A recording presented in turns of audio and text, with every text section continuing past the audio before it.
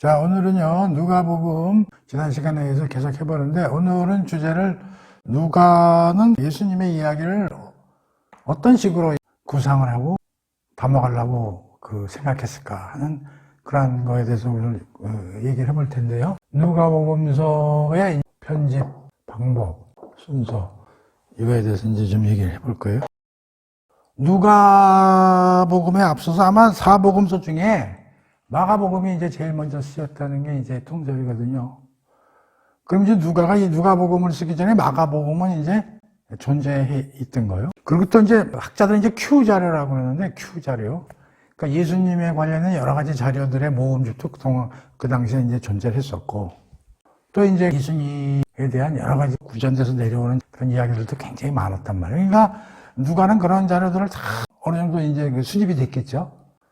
그래서 이제 예수님 이야기를 이제 써나가야 되는데, 그러면 여러분들도 뭐 소설이나 뭐라나 쓴다고 그러면 일단 자료를 가지고 야, 여기서 뭘 빼고 뭘 넣을까? 그리고 순서를 어떻게 할까? 이런 게 구상을 할 거란 말이에요.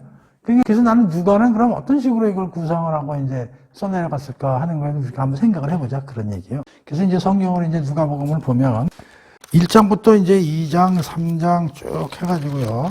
4장을 한번 보세요. 4장을 보면 이제 예수님이 우리가 마태복음을 이제 배웠기 때문에 이렇게 툭툭 넘어가도 어느 정도 이해가 되는 거예요. 예수님이 세례요한한테 세례를 받은 다음에 그 광야에서 시험을 받잖아요. 성령이 이끌려가지고 사탄을 세 번의 시험을, 그 얘기가 이제 4장에 나오는 거예요. 이렇게 처음에. 그 다음에 4장 14절을 보면 그 이제 시험을 광야에서 받으신 다음에 예수께서 성령의 능력으로 갈릴리에 돌아오시니 그 소문이 사방에 퍼졌고 친히 여러 회당에서 가르치심에 무사람에게 칭송을 받으시더라. 자, 그러니까 드디어 4장 14절부터 이제 뭐가 나오냐면 예수님의 사실상의 첫 공생의 사역이 시작된 거예요, 이게. 4장 14절부터. 그러니까 이전에는 공생의 시작 사역 이전 이야기라는 얘기지. 1장부터는. 오케이? 그래가지고 갈릴리에서 예수님이 뭐 가르치시기도 하고 뭐 기적도 보이시고 뭐 여러 가지 일을 하시겠지. 그래가지고 9장 51절을 봐봐. 예수께서 승천하실 기약이 차감해 어디로 가세요? 예루살렘에 향하여 올라가시기로 굳게 결심하시고, 그게 9장 51절부터죠. 그러니까 9장 51절부터는 지역이 바뀌어요. 여기는 갈릴리 지역 플러스 인접 지역. 여기서부터는, 자, 그 다음에 보십시다. 19장 이제 28절을 보세요. 예수께서 이 말씀을 하시고 어디를 향해 가신다고요? 예루살렘. 자, 그럼 이게 지역적으로 보면은 여기가 뭐예요? 갈릴리. 그리고 여기서부터 예루살렘에서 이제 일을 하시는 거예요. 그러면 9장 51절에서 19장 27절까지 이 중간이죠? 마태복음 할 때 배웠잖아. 우리가 그 여정이라고 그랬잖아. 어디로? 갈릴리에서 예루살렘 가는 중간에 여정에서 일어난 일이 쓰여있다. 이런 얘기. 그러면 그게 이거 빼면 갈릴리에서 일어나서 예수님이 하신 일이 4장에서 9장이면 약 한 5장 정도 할애해서 누가가 이제 쓴 거겠죠. 그렇죠? 그리고 자, 여기는 몇 장이에요? 9, 10, 약 10장이죠? 여긴요. 약 4에서 5장이죠? 그리고 이제 여기 앞에 보면 누가복음 1장 3절 한번 보세요. 그 모든 일을 근원부터 자세히 미루어 살핀 나도 데오빌로 각하에게 차례대로 써보내는 거예요. 차례대로죠? 차례대로. 그러니까 누가는 이 일어난 일들을 상당히 시간적 차례대로 기록했다고 본인이 얘기를 하고 있는 거예요. 자, 그러면 우리가 지난번에 배운 요한복음, 마태복음은 시간적으로 기록이 됐을까요? 안 됐을까요? 시간적으로 기록이 되긴 했지만 상당히 어떤 그 주제, 그러니까 마태는 마태대로, 요한은 요한대로 자기가 하고 싶은, 중점적으로 얘기하고 싶은 주제에 따라 그것들을 어떻게 다소 편집했다, 이런 얘기예요. 그러니까 우리가 복음서를 읽으면서 굉장히 어려움을 느끼는 이유가 뭐냐면 4개를 놓고 보면 뒤에 나왔는데 갑자기 여기서 또 앞으로 나오고 막 이런 문제가 나오는 거예요. 예를 하나 들면 마태복음에서 성전에 대해서 예수님이 가셔가지고 막 채찍 휘둘리고 하신 얘기가 어디 나오냐면 저 뒤에 예루살렘 입성하신 다음에 하신 거거든요. 그런데 요한복음 2장에서 나와요. 2장에서. 그럼 누가 보더라도 요한복음도 21장인데 2장이면 아 이거 상당히 초기 사역의 하나로 하셨겠구나 이런 생각이 들겠죠. 근데 마태복음은 저 뒤에 가서 나오죠. 그래서 이제 우리가 복음서를 읽다 보면 약간의 혼동도 오고 동일한 내용인가 아닌가 그러면 뭐 성전을 갖다가 척결할 수 있는 사건이 그러면 2번 또 일어났나 뭐 이래가지고 상당히 곤혹스러운 걸 이제 많이 느끼는 거예요. 근데 이렇게 생각하시면 돼요. 마태복음과 요한복음은 굉장히 편집이 강하게 주제별로 쓰여 있다는 걸 우리가 알아야 돼요. 특히 선상수훈 같은 걸 보면 마태복음도 5장, 6장, 7장에 3개 장에 걸쳐서 쫙 나와 있잖아요. 그러면은 우리가 생각할 때 예수님이 어떤 산에 올라가셔가지고 어떤 한 타임에 5장, 6장, 7장에 있는 모든 얘기들을 한꺼번에 쫙 하고 내려오셨느냐? 그런데 다른 복음서들을 보면 거기서 일부는 또 여기 들어왔다, 또 일부분은 또 뒷부분에 들어왔다가 이렇게 퍼져 있다고. 그게 뭐냐면 철저히 기획돼서 쓴 복음서들이다. 뭐가? 마태하고 요한은. 오케이? 그래서 마태복음 공부하기가 사실은 우리 쉽게 공부한 것 같지만 되게 어려운 복음서입니다. 왜냐하면 그게 마태가 하고 싶은 주제별로 전부 따가지고 그걸 묶어놓은 거기 때문에. 그래서 패키지로 우리가 공부를 많이 했잖아요. 몇 개 덩어리씩 이렇게 해가지고 주제가 뭐라고 얘기를 하고 이렇게 공부를 해나갔지 않습니까? 그게 굉장히 중요한 거예요. 그러니까 주제가 뭔가를 알고 근데 그 주제가 굉장히 연결을 잘 시켜야 되는데 그 연결이 잘 안 되는 부분들이 많이 나와 있거든. 그 연결을 잘 생각을 해서 설교도 하고 가르치는 사람이 그게 잘 가르치는 거예요. 그냥 거기 귀절 하나 뽑아가지고 뚱 때린다고 해서 그게 잘하는 게 아니라. 그러나 우리는 마태복음을 어떻게 됐든 공부를 했고 또 요한복음도 엄청나게 기획된 편집으로 되어 있는 거거든요.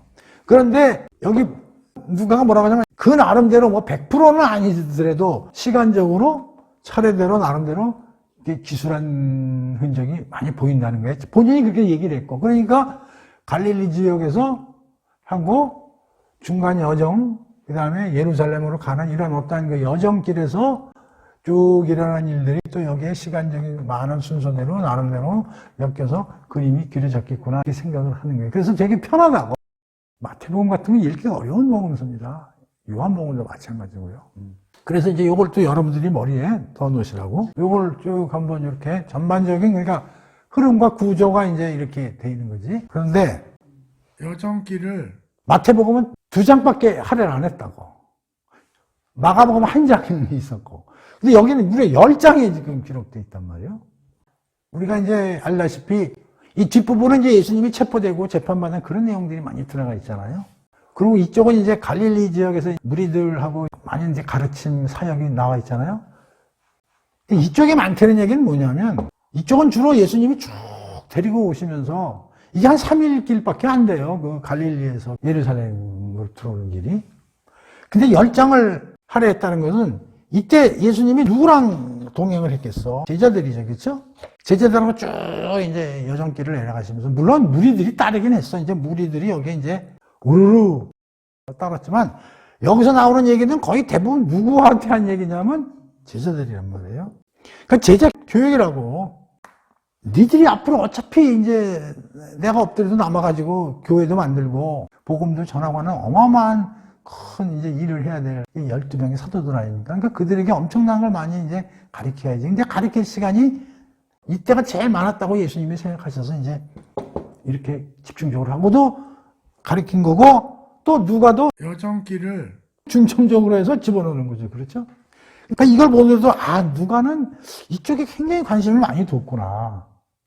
그러니까 제자들에 대해서 예수님이 가르침을 많이 줬는 걸 갖다가 많이 여기다 넣어놨구나. 이런 걸 우리가 알 수 있는 거죠. 그러니까 누가의 독특성을 우리가 알 수 있는 거예요. 근데 이제 오늘 공부의 주된 논점은 뭐냐면 여기입니다, 여기. 오늘 공부의 중점이 어디라고요? 1장에서 4장. 앞부분을 이제 우리가 공부를 해 나가야 되는데 이 앞부분이 나는 굉장히 중요하다고 생각하는 거예요. 이 뒷부분도 물론 중요하지만 이게 훨씬 중요하다는 거죠. 왜 그러냐면 보세요. 사실은 예수 얘기라고 그러면 복음서에 들어갈 내용은 예수님이 공생애 시작하면서 하시는 가르침과 사역이잖아요. 여기서부터란 말이에요, 사실. 근데 앞에 지금 거의 넉 장에 가까운 거는 그거 하기 전에 이야기들이 있는 거 아니에요? 누가복음에. 그렇죠? 근데 나는 이게 굉장히 중요하다고 보는 거죠. 왜 그렇게 생각을 하냐면, 마가복음 같은 데 한번 보세요. 마가복음 같은 데 이제 우리가 쭉 한번 열어보면요. 1장에서 딱 뭐가 나오냐면, 1장 1절에 보면, 하느님의 아들 예수 그리스도의 복음의 시작이라는 게 딱 이게 나와요. 그래 놓고서, 그 세례받는 얘기가 1장 9절에 나오죠. 그리고 사탄 마귀와 이제 시험을 받으시는 얘기가 12절에 나오죠. 그리고 갈릴리에서 복음을 전파하는 게 1장 14절이죠. 마가복음에서 1장 14절이 누가복음에서는 몇 절이에요? 4장 14절이죠. 그렇잖아요. 그러니까 마가는 이게 필요 없다는 얘기야, 지금 이쪽이. 자, 보세요. 요한복음 봅시다. 요한복음 1장은 이제 나름대로 인트로닥터리 이제 서론 부분인데 19절 보면 벌써 세례 요한이 딱 등장을 하고 세례 요한이 그 예수님께 이제 세례를 베푸는 이야기가 나오고 그래 놓고서 2장 보세요. 2장에 뭐가 나와요? 가나 혼인잔치가 나오죠. 얘는 진짜 본격적인 사역 아니에요? 그 2장에서부터 본격적인 사역이 나온단 말이에요. 요한복음은. 마가복음은 1장에서 나와버리고요. 근데 지금 누가복음이 4장에서 나오고 있잖아요. 마태복음 한번 볼까요? 마태복음은 그래도 앞에 뭐 쭉 나와. 그래가지고 예수님이 이제 본격적인 이제 사역을 3장 13절에서 세례받는 얘기가 이제 나오잖아요.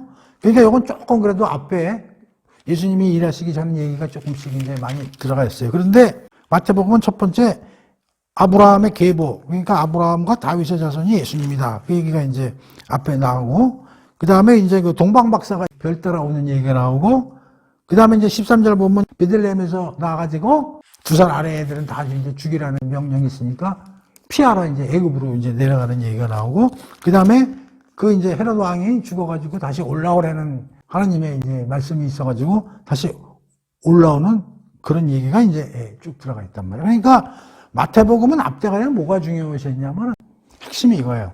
예수는 아브라함과 다윗의 하나님의 언약과 관련되는 사람이고 예수님이 탄생하고 내려가고 올라오고 여기서 사건은 다 구약의 언약 예언된 내용이 전부 성취를 위해서 예수님의 일거수일투족에 지금 이렇게 움직이고 있다는 걸 얘기를 해주는 거예요. 그러니까 다시 말하면 마태는 앞부분에서 뭘 강조했냐면 예수는 그냥 하늘에서 푹 떨어진 사람이 아니라 하나님이 수천 년 동안 이스라엘 사람들에게 언약한 거, 그 다음에 선지자들을 통해서 예언한 거, 전부 그것들을 이행하기 위해서 오신 분이 예수고, 이분은 수천 년 전부터 예약되어 있던 분이 내려온 거라는 걸 강조하기 위해서 그렇게 앞부분에 마태는 많이 쓴 거예요. 오케이? 자.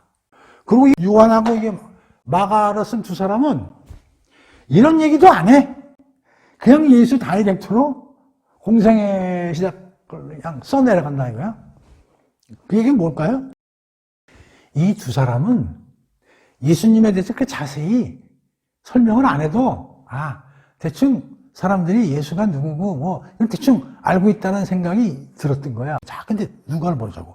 누가는 어떤 사람이에요? 이방인. 이방인이라고. 이 세 사람은 다 이스라엘인이잖아요. 저자들이. 유대인이고. 근데 누가는 이방인인데 또 누구를 위해서 썼냐면 데오빌로라는 이방인을 대상자로 해서 썼다고. 이 이방인은 하나님도 몰라. 뭐 율법도 몰라. 예언도 몰라.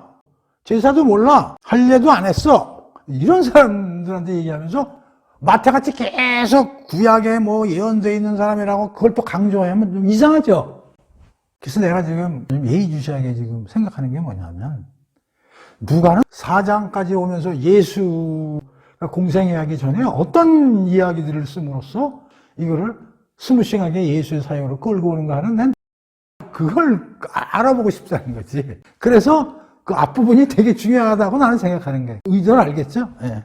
지읍니다. 근데 다른 사람들은 이런 생각을 잘 안 하더라고. 근데 나는 이런 걸 굉장히 그 신경을 많이 쓰거든요.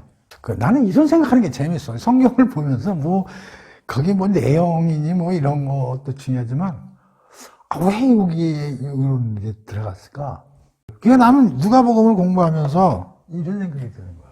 원래 성경은 하나님의 생각을 인간이 쓴 거기 때문에 제일 먼저 성경 공부를 하면서 뭘 신경을 써야 되냐면 하나님의 뜻, 하나님의 계획, 하나님의 의미 이런 게 사실 중점이거든요. 그러니까 거기 나오는 무슨 뭐 아브라함이나 다윗이나 뭐 요셉 이런 게 중요한 게 아니라 도대체 하나님이 걔네들을 데리고 뭘 하시려고 그러는가를 중점적으로 알려고 그러고 성경을 읽으려고 그러는 게 맞아. 그런데 나는 이것도 중요하지만 하나 더.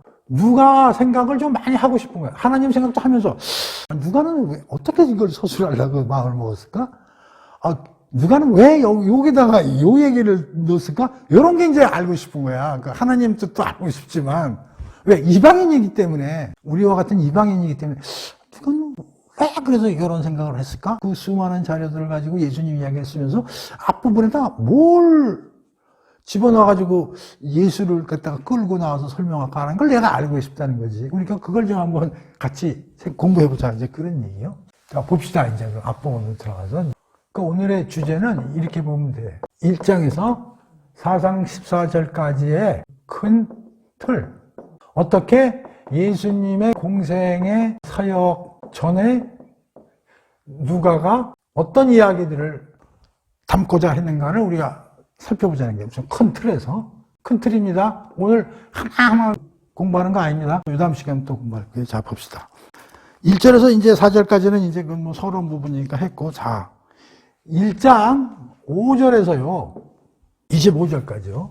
어떤 얘기가 나오냐면, 세례요한 얘기가 나오는데, 쭉 보세요. 세례요한 얘기가 나오는데, 11절 보면, 가브리엘은 천사잖아. 하나님의 심부름꾼이죠. 이 가브리엘이 누구한테 나타나냐면 성전에서 일을 하고 있는 사가랴가 세례 요한의 아버지잖아요. 아버지에게 나타나는 이야기부터 시작이 되는 거예요. 제사장 사가랴가 이제 뭐 나중에 공부하겠지만 그 당시에 그 제사장이 한 2만 명 가까이 됐대. 엄청 많은 숫자잖아요. 그러니까 성전에서 그 일을 하려면 모든 사람이 다 못하는 거야. 제비뽑기를 해가지고 운이 아주 좋아야 하고 어떤 사람은 평생 한 번도 성전에서 하나님에 관한 그 성전 봉사 일을 한 번도 못하고 죽는 사람도 태반인 거야. 2만 명이 되다 보니까. 보통 가면은 최소한 한 일주일 정도는 이제 일을 해야 되는데, 일주일이면은, 1년이면 365일이면 한 50주 된다고 치고요, 50주요. 그럼 그때 뭐, 한 80년 산다고 치면, 50 곱하기 80 하면 얼마냐면 4천이에요. 근데 지금 제사장이 2만 명이에요. 그러면 15,000명은요, 죽을 때까지야. 성전일을 못 하는 거예요. 완전 로또 수준이라니까? 근데 이 사람이 정말 천운으로 로또 복권에 맞아가지고 성전에서 일할 수 있는 표딱지를 얻은 거야. 그래서 얼마나 가문의 영광이겠어요. 이게, 말이 제사장이면 제사장 노릇을 해야 될 거 아니야, 태어나서. 그런 그에게 천사가 나타나가지고 무슨 얘기를 하냐면은, 야, 네 마누라 애벨 거야. 이 얘기를 한 거예요. 그런데 이 와이프가 보통 와이프가 아니야. 이게 늙은 여인이라니까, 그 아브라함 그 사라같이. 그러니까 사가랴가 그냥 놀래 자빠질 거야. 이게 뭐, 그러니까 사가랴가 의심을 품는 거야. 그러니까 가브리엘이 뭐라고 그러냐면, 너가 의심해? 그래가지고 벙어리가 되더라고. 만들어가지고 세례 요한이 태어날 때까지 말을 못하고 귀도 못 듣게 그렇게 벌칙이 내려져요. 우스꽝스러운 얘기부터 이제 시작이 되는 거예요. 그래가지고 어떻게 돼요? 결국 24절 보세요. 엘리자벳이 결국 어떻게 돼요? 임신을 하잖아요. 그래서 여기서 임신 얘기가 이제 나오는 거예요. 이렇게. 그게 1장 5절에서 25절까지의 얘기예요. 예수님하고 무슨 관계가 있냐고. 자, 보세요. 자, 그 다음에 1장 26절부터는 무슨 얘기가 나오냐면, 쭉 해갖고 38절까지 한번 봅시다. 그러고 나서 26절 보면 여섯째 달에, 그러니까 한 5개월 내지 6개월이 지났어. 그때 또 무슨 일이 벌어지면 여기 보세요. 또 가브리엘이 또 나와. 천사죠? 얘가 바빠, 지금. 여기 나타났다가 이번에는 누구한테 나타나냐면 마리아한테 나타난 거야. 완전히 그 어린 소녀예요. 어린 소녀. 약혼만 하고 결혼도 안 하는 어린 소녀한테 나타나가지고 31절. 네가 잉태하여 하늘을 나으리니 그 이름 예수라. 이런 얘기. 너도 여기서 모른다고? 잉태한다는 거죠. 이런 이야기가 26절에서 38절까지 나오는 거예요. 자, 그 다음에 봅시다. 1장 39절부터 45절까지. 39절 보세요.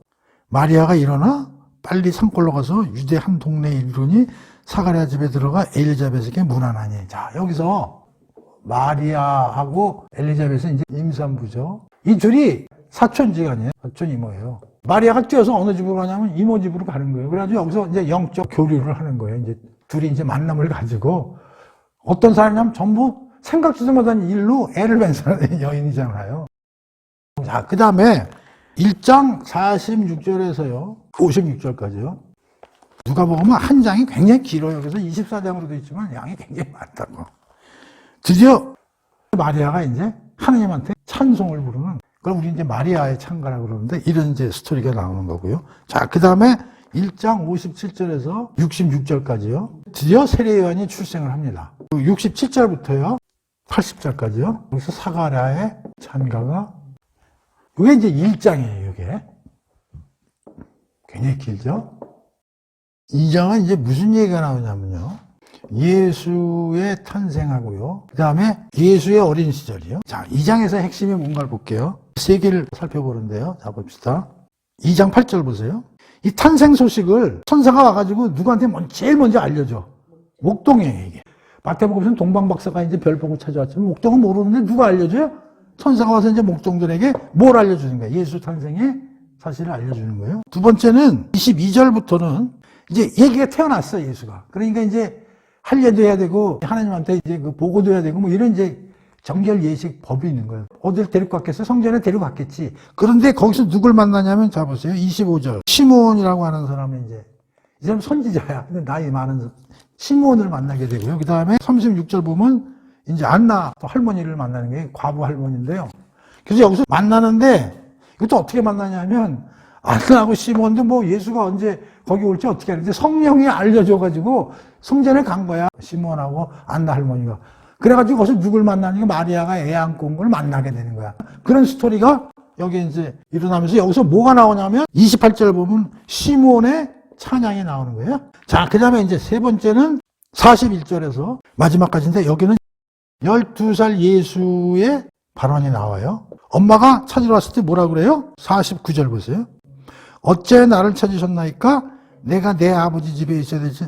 나는 지금 아버지 집에 있는데 뭘 찾냐? 이제 이런 얘기가 나오는 거예요. 그게 2장에 이제 나오는 얘기. 자, 그 다음에 3장이요. 3장은 무슨 얘기가 나냐면 세례 요한이에요. 세례 요한의 공생의 설교와 설파가 나오는 거예요. 근데 세례 요한이 드디어 이제 요단강 사회적으로 나오면서 자기 이름을 알리면서 주의 길을 예봐라 이러면서 세례 요한의 설교와 등장하는 거예요. 그러고 나서 예수의 세례 받는 게 나오고 그 다음에 예수의 족보가 나오죠. 그리고 이제 4장에 들어가서 드디어 여기서 이제 예수의 공생의 사역이 나오는데 제일 먼저 광야에서 시험 받는 얘기가 나오고 이제 14절에서 드디어 공식 사역이 나오는 거예요. 회당에서의 예수님의 첫 설교가 나오는 거예요. 지금 누가복음 1장에서 4장 중반까지의 주제들이 지금 이렇게 나오고 있는 거예요. 그럼 이걸 보면서 그게 어쩌단 말이냐? 그래서 이런 이야기가 있으면 그냥 빨리 들어가서 조문 읽고 빨리 해석하고 빨리 넘어가지. 뭐 이렇게 또 여기다가 이렇게 분류까지 해놓고 또 이렇게 뜸을 들이냐 또 이렇게 생각할 거 아니에요. 듣는 사람이. 그래서 이제 나는 이렇게 생각하는 거지. 사복음서의 앞부분 얘기들이 마가하고 요한은 아예 없고 우리 마태복음은 지난번에 공부했지만 구약에 전부 예언되어 있는 그런 분이 예수다라는 걸 강조하기 위해서 앞부분에 얘기가 되어 있는데 그럼 누가는 예수를 그럼 어떻게 설명하고자 이렇게 복잡하게 스토리를 전개했을까? 그걸 한번 우리 생각해보자 이런 얘기죠. 이방인이니까. 그래서 내가 수많은 누가복음 책들이나 그걸 이제 찾아보면서 귀절 설명이나 이런 내용보다도 좀 전체적인 큰 그림에서 누가는 앞부분에다가 이런 얘기를 왜 집어넣었을까 하는 거에 대한 좀 설명을 하는 신학자나 강해하는 그 목사들이나 이런 사람들이 없을까 찾아봤는데 거의 없어요. 자, 봅시다. 제일 먼저 지금 누가는 이 예수 얘기를 쓰면서 누구를 첫 번째 등장시키냐면 사가랴와 엘리자벳이라는 한 가정을 이제 등장시키는 거예요. 그렇죠? 근데 이게 어떤 가정인가 우리가 한번 생각해 보자는 거죠. 제사장이야. 그러니까 뭐 나쁜 가문은 아니죠. 그러면 제사장 가문이 하는 일이 뭐냐? 성막에서 일을 하는 직분을 받은 사람이 제사장이잖아요. 근데 지금은 이 논조에 의하면 한 번도 성전에서 일을 해본 적이 없는 사람이야. 요번에 이것도 어쩌다 로또가 맞아가지고 거기 가게 된 거고, 그 전까지 내가 보기에 2만 명 중에 이제 나이가 뭐 몇 살 됐는지는 안 나와. 한 번도 지금까지 당첨돼 본 적이 없는 사람 같아. 제사장이면서 태어날 때 제사장 집에 태어났으면 어릴 때 무슨 꿈이 있겠어. 내가 하나님을 위해서 성전에서 내가 열심히 뭐 이런 생각이 있을 거 아니야. 그 족보 대대로 제사장 집안이면은 한 번도 좀 달성이 됐어요, 안 됐어요? 이 사람 삶이 어떻겠어요? 우울하냐, 첫 번째. 자, 두 번째. 근데 애가 없어. 이 이스라엘 사회에서는 우리나라보다도 더 애를 못 낳는 거는 하나님한테 저주를 받아서 못 낳는다고 그렇게 그 당시에는 얘기를 하는 거거든. 그런데 제사장 집안이 하느님의 저주를 받는다는 게 한번 생각해보라고. 엘리자벳과 사가랴 이웃에 있는 사람들은 이 집구석을 뭐로 보는 거야. 야, 쟤는 제사장 집안이면서도 애도 없고 하나님부터 저주를 받았어? 웃기네? 얼마나 남으로부터 손가락질 받고 스트레스를 받고 살았겠나. 그런 걸 한번 생각해 보자는 거지. 이건 내 생각이에요. 이렇게 생각해가지고 누가복음 설명하는데 내가 본 적이 없어. 내가 그런 걸 좀 찾아서 좀 보고 싶은데 하나도 없어. 내가 누가복음 책 15권을 사가지고 지금 들춰보고 있는데도 없는 거야. 그래서 내가 스스로 지금 마태복음 끝나고 지금 누가복음한테 시간이 좀 걸렸잖아요. 왜 그러냐면 내가 그동안 앉아서 이거 생각하고 있었다니까. 도대체 누가 얘는 무슨 생각으로 지금 이런 거부터 앞에 써가지고 지금 예수를 소개하려고 이 짓을 하고 있는 걸 내가 곰곰이 생각해보면서 사가랴하고 엘리자벳의 그 이야기가 나오기 때문에 그 집구석부터 내가 한번 생각해보는 거야. 유추해서 내가 보니까 야, 이거 한심한 집구석인 거야. 기대도 없고 손가락질은 엄청 받고. 그런데 여기 보면 그래도 또 엘리자벳하고 사가랴는 뭐라고 설명을 하냐면요, 6절 보세요. 이 두 사람이 하나님 앞에 의인이니 주의 모든 계명과 규례대로 흠이 없이 일하더라. 자, 그러면서도 끝내 하나님에 대해서 욕은 안 하고 그래도 하나님 붙잡고 사는 집안인 거야. 되게 안 풀리고 되는 일 없고 손가락질 바르고 저주받았다고 이렇게 지탄을 받으면서도 그래도 우리가 하나님 붙잡고 살아야 된다고 그렇게 사는 사람들이었다는 거야. 나중에 공부를 하겠지만 그래도 그렇게 붙잡고 있었기 때문에 하나님의 은혜가 떨어졌다. 그래서 항상 우리는 어렵더래. 하나님은 이제 살다 보면 어느 날 하나님의 은혜와 축복이 내린다. 이렇게 이제 그 해석도 하고들 그래. 그런데 로또가 당첨됐어. 이게 뭐 자기 능력으로 된 것도 아니고 여기 보면요. 8절 한번 보세요. 앞에 무슨 단어가 나와요? 마침.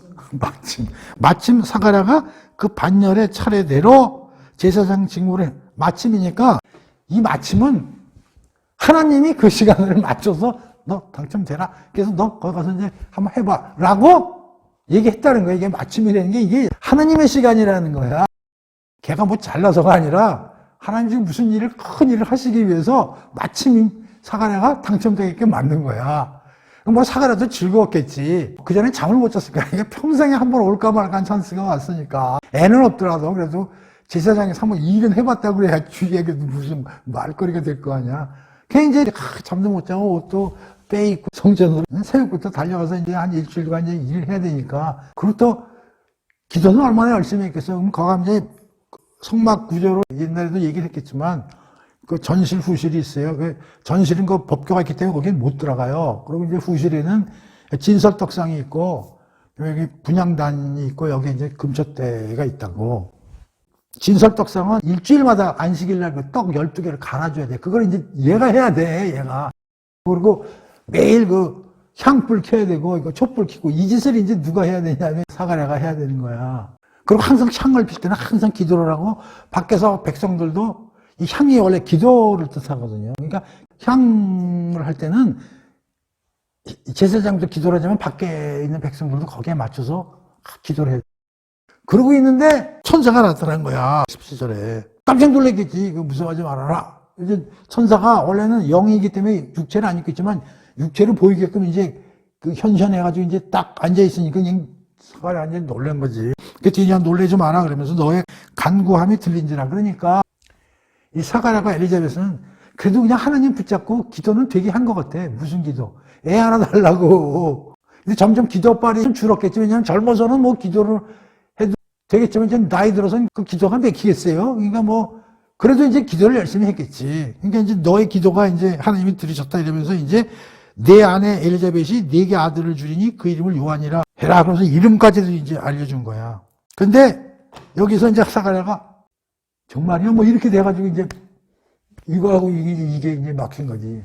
그리고 이제 성전에서 나오니까 백성들이 이제 보고 말을 못해가지고 막 이러는 거야. 막 이런 거 하니까 아니, 제가 왜 저러는 거야? 그래서 무슨 생각이냐면 성전에서 잘못하면 죽거든요. 성전에서 주례대로 안 하면 그 죽고 막 이러거든요.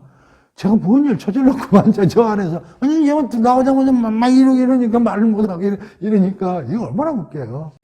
그런 얘기가 1장 5절에서 25절에 제일 앞부분에 딱 나오는 거야.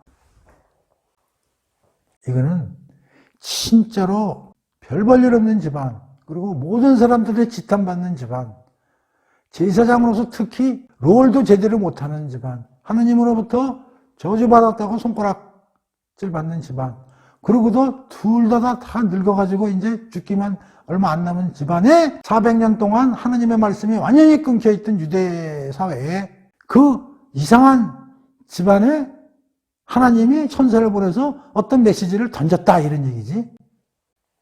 그런데 본인은 제사장임에도 불구하고 의아해가지고 벌칙을 받아가지고 말도 못하는 이런 우스꽝스러운 이야기부터 시작을 한다 이런 얘기예요.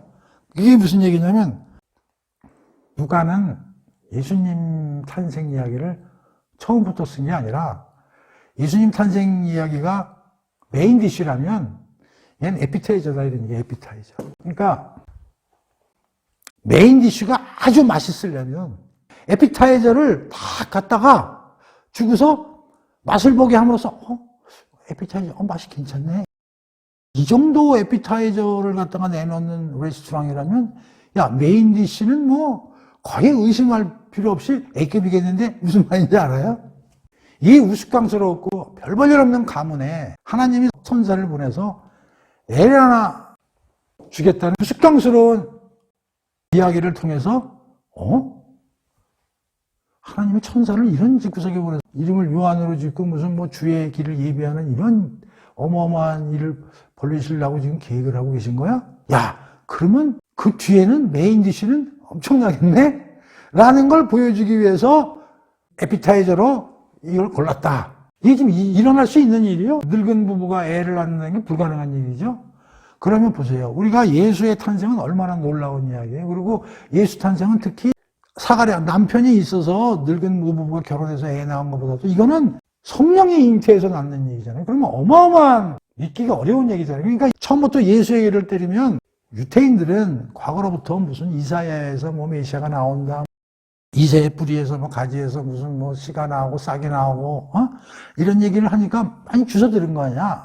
그러나 이방인은 뭐 그냥 그런 걸 지금 듣지 못하고 있는 상황이기 때문에 예수 얘기를 갖다가 처음부터 메인 디쉬에 던져놓아 버리면 사람들이 안 믿는다는 거지.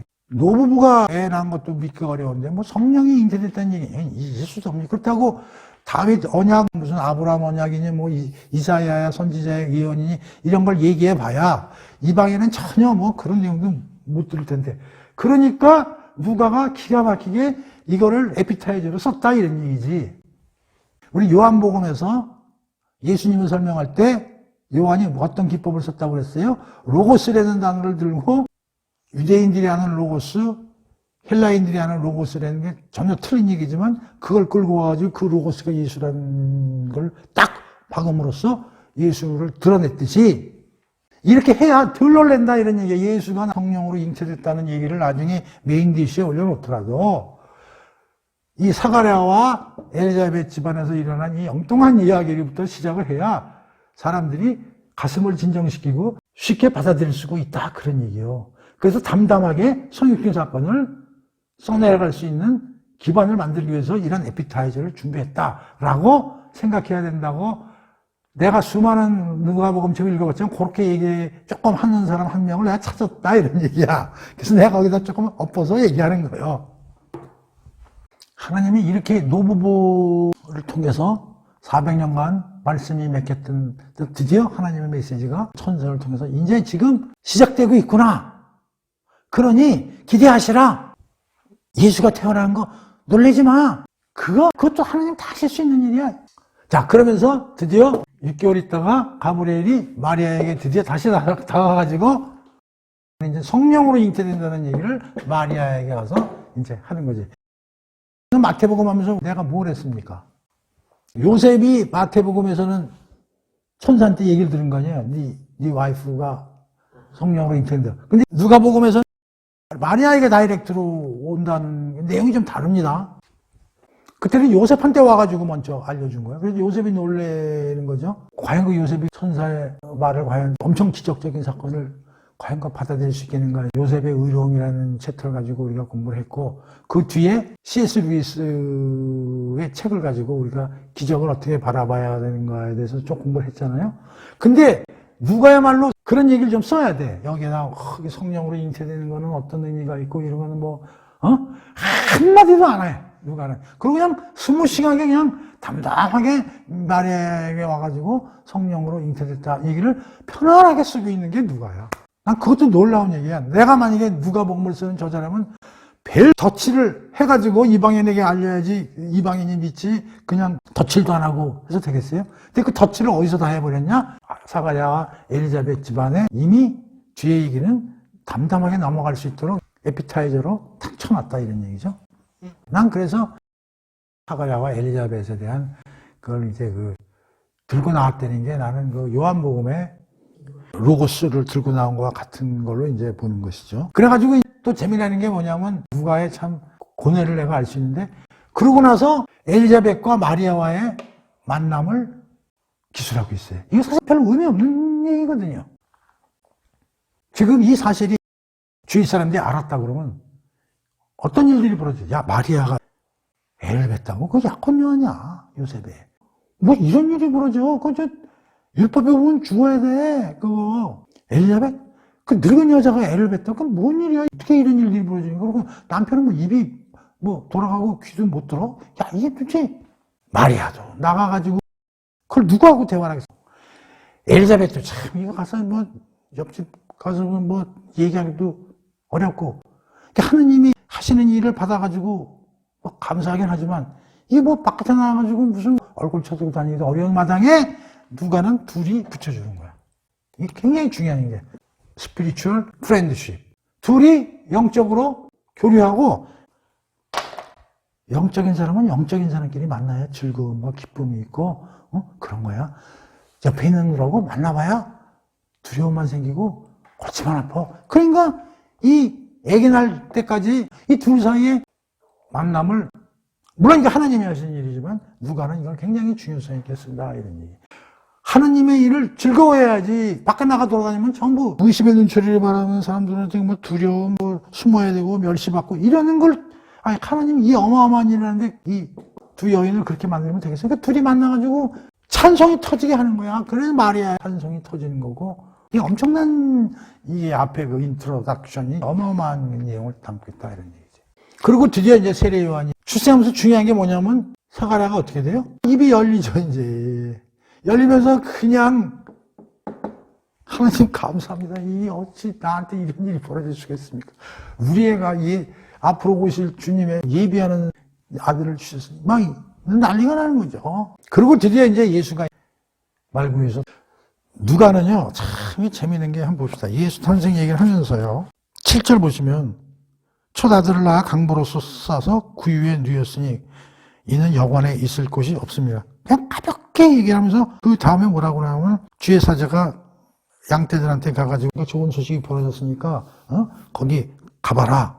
그래가지고 그 다음부터는 전부 여보세요 14절 지극히 높은 곳에서는 하나님의 영광이요 땅에서는 하나님이 기뻐하신 사람들의 평안이라. 그러니까 이게 말구유에서 태어났다는 얘기는 가볍게 쓰면서 예수님의 탄생을 축복과 영광의 자리로 승화시키는 게 누가야.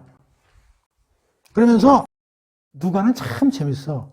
제일 먼저 예수의 탄생을 누구한테 알려주세요? 목동. 이 당시에 목동은 아웃사이더의 대표예요. 아웃사이더. 이 사람들은 증인으로도 못 써요. 그리고 이 목동이에요. 그러니까 아이들이라는 말이에요. 그러니까 누가는 철저하게 아이들, 아웃사이더 이런 걸 굉장히 강조하는 저자예요. 그래서 이제 이 목동 세상에서 알아주지도 않고 재판의 증인으로도 못 쓰는 그런 아주 하찮은, 그리고 밤에도 자지도 못하고 일을 해 먹고 사는 그런 사람에게 첫 예수의 탄생을 알려주는 이야기를 누가복음은 쓰고 있는 거예요. 두 번째는 정결 예식으로 올라간 성전에서 안나와 시몬이라는 그 메시아가 오는 걸 보기 전에는 내가 죽어서는 안 된다는 그런 사명감으로 갈망을 가지고 있는 사람에게 드디어 성령의 힘으로 말미암아 마리아가 안고 온 그 아기가 메시아임을 성령으로 알게 되면서 거기서 시몬은 찬양이 하나님께 터지는 이야기가 나오는 거예요. 이건 예수의 탄생을 누가는 어떻게 그러냐면 이 목동의 입을 통하여 어마어마하게 갈망 속에서 죽을 때까지 그걸 한번 메시아가 오심을 내 생전에 한번 봤으면 하는 그 사람들의 입을 통해서, 그 다음에 12살 먹은 어린 예수지만은 어린아이가 나는 성전에서 우리 아버지 집에 있다는 그 말을 통해서 예수의 탄생이 어떤 의미를 갖고 있는가를 갖다가 터뜨리는 게 2장이다 이런 얘기지. 그리고 3장에서 이제 세례 요한의 광야로 나와가지고 터뜨리는 설교. 그 다음에 4장에서는 예수가 공생에 시작하면서 첫 설교에서 터뜨리는 이야기. 이게 굉장히 중요한 의미를 갖고 있다는 거죠. 자, 그래서 이제 4장까지의 큰 의미들을 생각을 해보시고, 다시 또, 조문은 다시 공부할 거예요. 오늘은 그냥 큰 틀만 얘기하는 거예요. 자, 그 다음에 또 하나 내가 주의 깊게 보고 있는 파트가 하나 있는데, 그게 뭐냐? 하나님 나라의 본질. 하나님 나라는 어떤 것인가? 결국은 예수님 오심의 핵심은 하나님 나라에 대한 선포거든요. 우리가 마태복음에서 배웠지만은 회개하라, 하나님 나라에 가까이 왔느니라, 회개하고 복음을 믿어라, 하나님 나라의 선포인데 1장에서 4장까지도 내가 주목하는 게 있어요. 첫 번째, 누구의 입에서 창가가 터져나옵니까? 마리아 창가죠. 두 번째가 뭡니까? 사가랴의 창가죠. 세 번째 창가가 어디서 터집니까? 시므온이죠. 네 번째는 세례 요한의 첫 공생의 선포. 다섯 번째는 예수의 첫 공생의 회당에서의 설교. 이 다섯 가지 핵심이에요, 핵심. 다시 말하면 예수님이 지금부터 말씀하시고 행하시고, 우리가 마태복음에서 예수님이 하신 일이 뭐예요? 세 가지라고 했지, 사역이. teaching, preaching, healing. 예수님이 오셔서 하신 사역이 우리 마태복음에서 세 가지로 나눴잖아. 선포, 가르침, 고치심. 이게 preaching이죠? 이게 teaching이죠? 이게 healing이죠? 이게 다 뭐에 대한 가르침이에요? 하나님 나라. 누가복음이든 어떤 복음서든 누가복음을 또 얘기하면 앞으로 4장 14절에서 누가가 써나가야 될 예수님의 이야기는 모두 이게 전부 기초라는 거죠. 이 기초 위에서 이걸 구체화시키고 이걸 세밀하게 의미 있게 설명하는 가르침과 선포와 고치심이 등장하는 거예요. 그러니까 이 다섯 개가, 이게 전부 앞부분에서 나온다고. 마리아의 창가, 사가랴의 창가, 시몬의 찬양, 세례 요한의 첫 설교, 그 예수의 첫 회당에서의 첫 번째 설교. 이 다섯 개가 모든 예수님의 앞으로 하실 사역의 기본적인 베이스를 깔고 있다. 그래서 이게 굉장히 중요하다. 그래서 이걸 공부를 많이 해놔야 된다 하는 얘기예요. 오늘 뭐 이걸 구체적으로 다 설명은 못하지만 한번 눈여기로 한번 봅시다. 자, 우선 마리아의 창가를 한번 읽어볼게요. 1장 47절부터 한번 봅시다. 이제 찬양이 탁 터져나오는 거예요. 마리아한테 어떤 얘기가 나오냐?